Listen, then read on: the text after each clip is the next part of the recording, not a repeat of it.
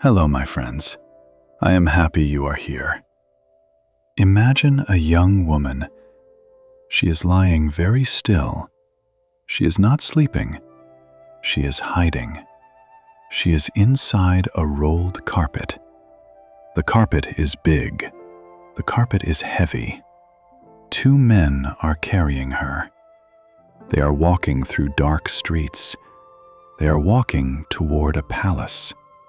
The palace belongs to the most powerful man in the world. This woman is a queen. She has no army. She has no palace. She has nothing. But she has something more important. She has a plan. Her name was Cleopatra, and her plan worked. Today we will listen to her story. Take a moment to relax. Let your body be comfortable, and let this story carry you into the ancient world. The ancient world means a time very, very long ago. Cleopatra was born in the year 69 BC. BC means before Christ. That means she lived more than 2,000 years ago. She was born in Egypt. She was born in a city called Alexandria. Alexandria was a special city. It was built next to the sea. It had beautiful buildings. It had wide streets. People came to Alexandria from many countries. They came to trade. They came to study. They came to learn. Alexandria had a great library. A library is a place full of books. This library was one of the largest in the world. It had hundreds of thousands of books. Scientists came there. Philosophers came there. Philosophers are people who ask deep questions about life and the world. What is truth? What is justice? What is the meaning of life? These are the questions philosophers ask. Cleopatra's father was the king of Egypt. His name was Ptolemy XII. Her family was originally from Greece. They had ruled Egypt for almost 300 years, but they never truly learned the Egyptian language. They spoke Greek. They lived like Greek royalty. Royalty means kings and queens and their families. Cleopatra was different. From a very young age, she loved to learn. She read every book she could find. She studied mathematics. She studied science. She studied music. She asked questions. She wanted to understand the world. And she did something amazing. She learned to speak Egyptian. Not just a few words, she spoke it fluently. Fluently means she spoke it very well, like a person born in that country. She also learned Hebrew. She learned Arabic. She learned Ethiopian. She learned several other languages too. In total, she spoke 9 languages. Why was this important? Because Cleopatra understood something her family never understood. If you want people to love you, you must speak their language. You must look at them directly. You must talk to them yourself. Cleopatra wanted her people to love her. She worked very hard for that love. But growing up in the palace was not peaceful. It was not safe. In Cleopatra's family, brothers and sisters fought for power. Sometimes that fighting became very dangerous. Cleopatra learned this early. She learned it in a very painful way. When Cleopatra was 18 years old, her father died. Suddenly, she was queen of Egypt. But there was a problem, a big problem. By tradition, a queen could not rule alone. Tradition means the old way of doing things. By tradition, a woman needed a man to rule with her.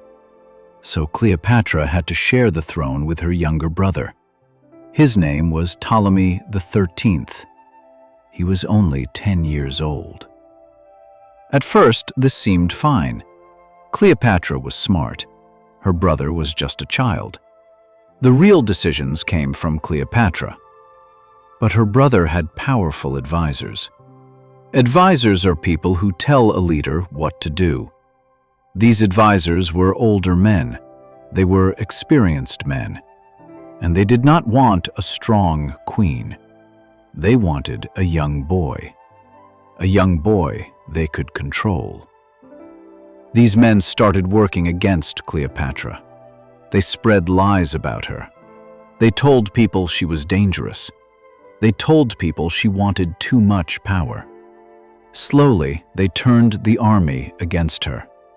Slowly, they turned the government against her. One day, the danger became real. Her life was at risk. She had to leave right away. Cleopatra escaped from Egypt. She went to Syria. Syria is a country next to Egypt. She was 21 years old. She had no soldiers. She had no throne. She had lost almost everything. But Cleopatra did not cry for long. She started making a plan. She talked to leaders in Syria.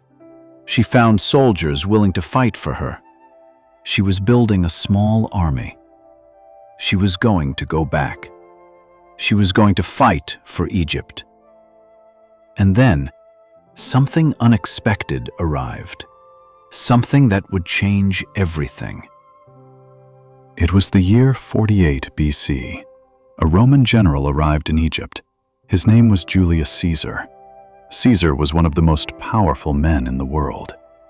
Rome was the strongest empire at that time. An empire is a very large and powerful country that controls many other countries.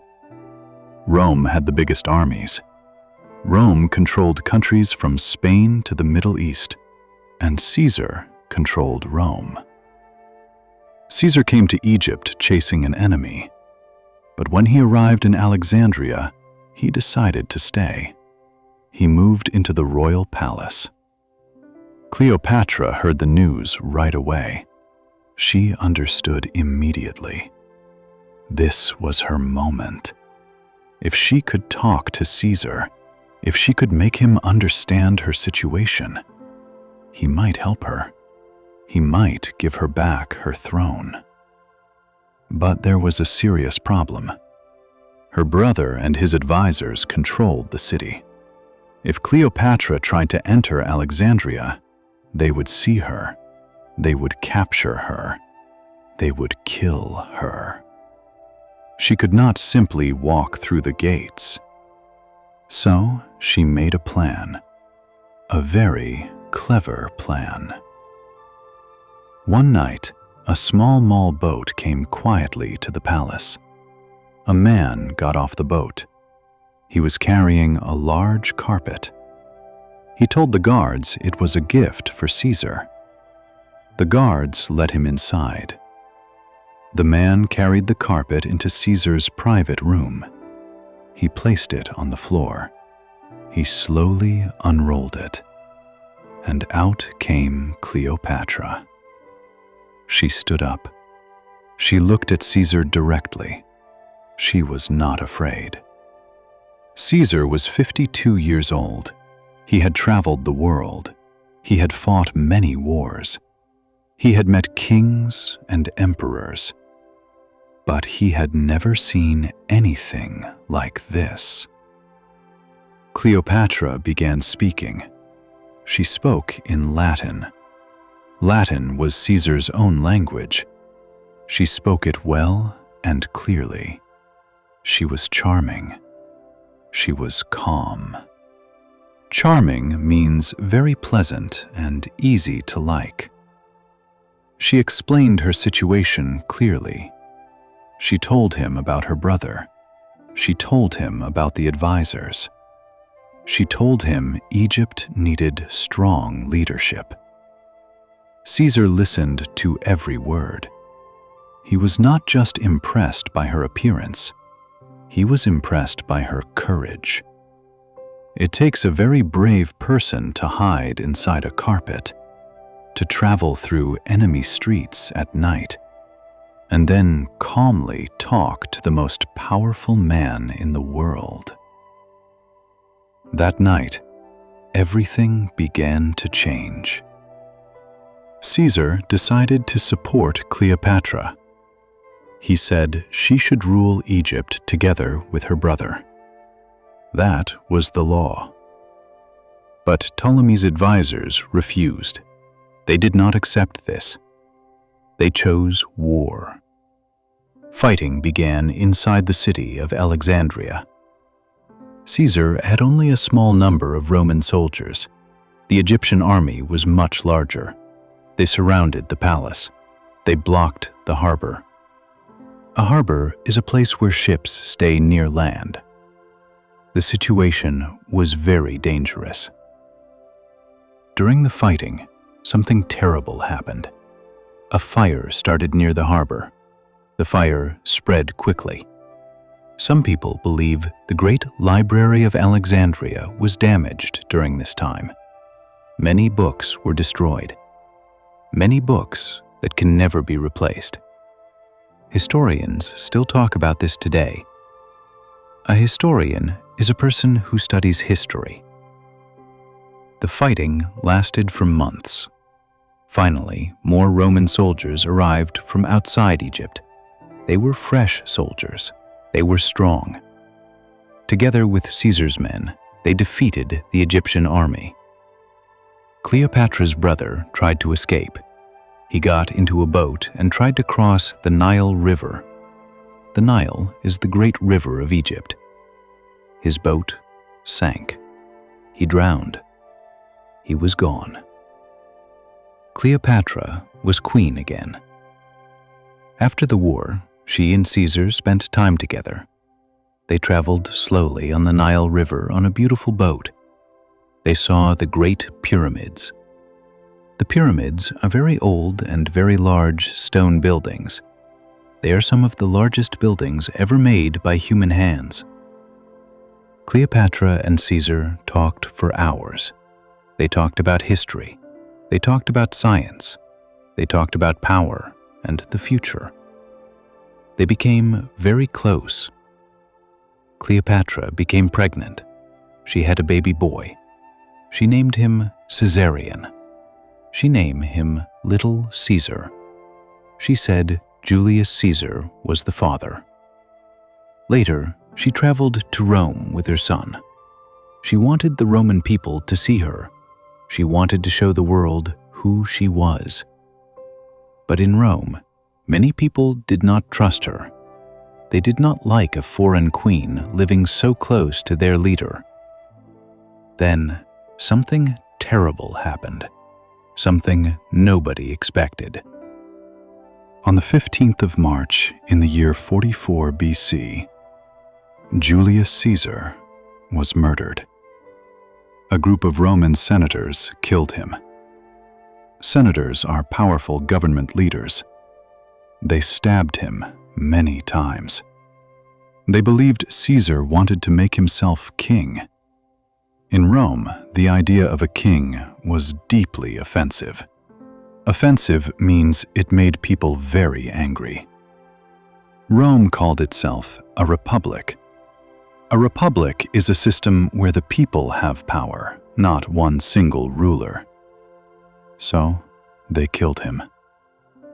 Cleopatra was in Rome when this happened. She heard the news and felt immediate fear. Without Caesar, she had no protection. She was alone in a foreign city. She took her baby son and left Rome as fast as possible. She went home to Egypt 80. Back in Egypt, she watched carefully. Rome fell into chaos. Chaos means great confusion and disorder. Different powerful men competed to take Caesar's place. Two men became the strongest. The first was Octavian. Octavian was Caesar's adopted son. He was young. He was cold. He planned everything very carefully. The second man was Mark Antony. He was a general. He was brave and passionate. Passionate means he felt things very deeply. He had been Caesar's closest friend.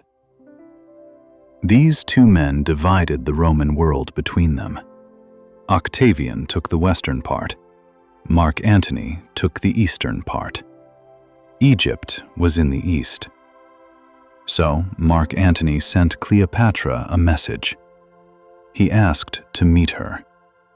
Cleopatra understood this moment perfectly. Mark Antony needed Egypt's money. Egypt needed Rome's military protection. They needed each other. But Cleopatra was not going to appear weak. When she went to meet him, she arrived on a magnificent ship. Magnificent means very beautiful and impressive. The ship had purple sails. It had golden decorations. She wore expensive clothes. She looked like a goddess arriving from the sea. A goddess is a female god. Mark Antony watched her come closer. He could not look away. Cleopatra and Mark Antony became very close. They were together for many years. They had 3 children together, twin boys and a girl.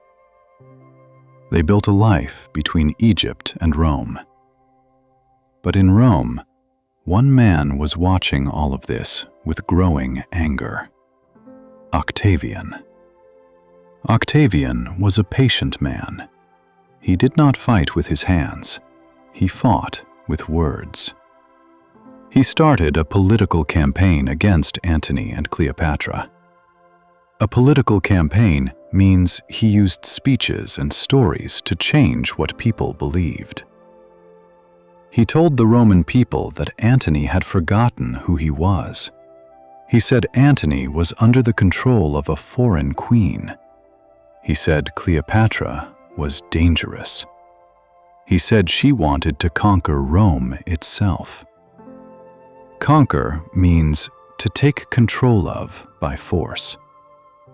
He told these stories again and again and again, until people believed them.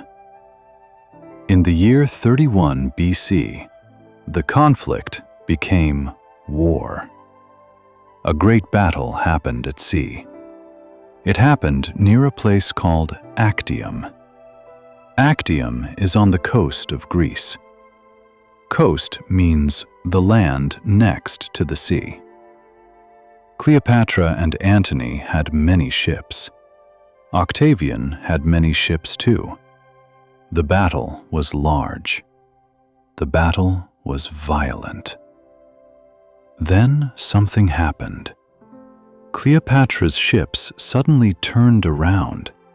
They began sailing away from the battle. Mark Antony saw her leaving. He followed her. He left his own fleet behind. A fleet is a large group of ships. Without their leader, Antony's soldiers lost confidence.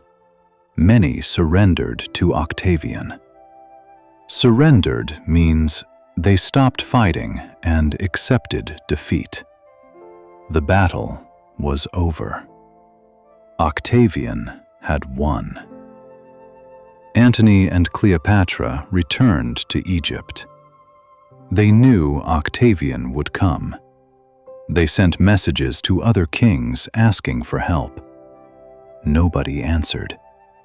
Nobody wanted to fight against Octavian. He was too strong.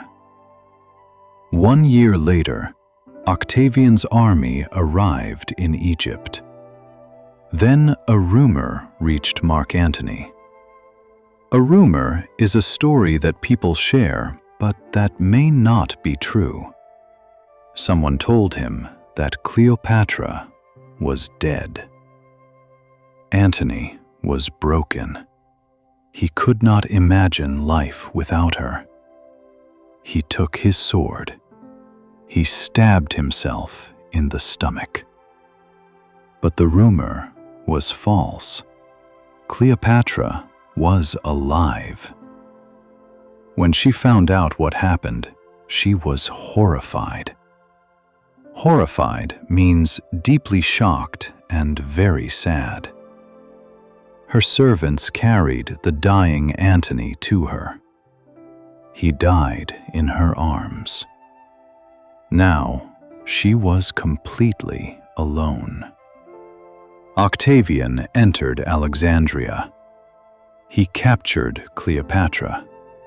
He was polite to her. He spoke to her with respect. But Cleopatra understood exactly what that politeness meant. He was going to take her to Rome. He was going to walk her through the streets in chains, in front of thousands of Roman people, as a symbol of his victory, as a prize. For Cleopatra, this was impossible to accept. She had been queen of one of the greatest countries in the world. She had sat with Caesar and Antony as an equal. She had fought for Egypt her entire life. She was not going to end her story as a trophy in someone else's parade. On the 12th of August, in the year 30 BC, Cleopatra died. She was 39 years old. Some people say a snake bit her. Some people say she used poison. Nobody knows for certain. But everyone agrees on one thing. She chose her own death. Until the very last moment. Cleopatra was in control. With her death, Egypt lost its independence forever. Octavian took Egypt for Rome. Cleopatra was the last pharaoh. A pharaoh is an Egyptian king or queen. After her, there were no more. An era of more than 3,000 years came to an end. Cleopatra lived more than 2,000 years ago, but the world still remembers her name. Why? Because her story researches us something very important. She was born into a royal family, but that alone did not make her great. Many people in her family had power. Many of them wasted it. Cleopatra was different. She chose to learn. Every day of her life, she chose to learn. She spoke 9 languages. Think about that for a moment. 9 languages. Not because someone told her to. She did it because she understood something deeply. Language is connection. Language is trust. Language is power. When you speak someone's language, they open their heart to you. They listen to you differently. And when she lost everything, when she lost her throne, when she was forced to run away with nothing, she did not give up.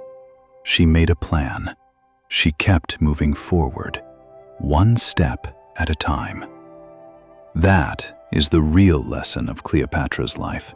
Not the romance, not the power, not the drama. The lesson is this: your mind is the most valuable thing you have. No army can take it. No enemy can steal it. As long as you keep learning, you keep growing stronger. You are here today. You are listening to this story in English. Maybe English is not your first language. Maybe some words were new for you today. Maybe some parts were difficult.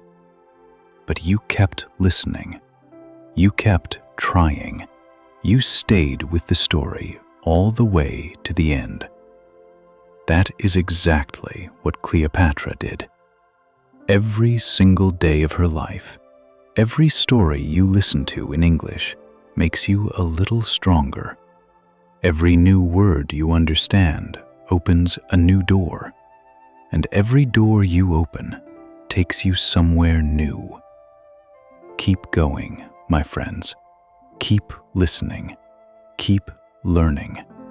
You are doing something wonderful. If this story touched your heart, please take a moment to subscribe to our channel. It is free, and your subscription helps us create more stories like this one for you. If you enjoyed the video, please click the like button. It helps other people find us. It helps our community grow. And please leave us a comment below. Tell us, what surprised you most about Cleopatra? Which part of her story stayed with you? I would love to read your answer. Until our next story, take care of yourself, be kind to others, and never stop learning.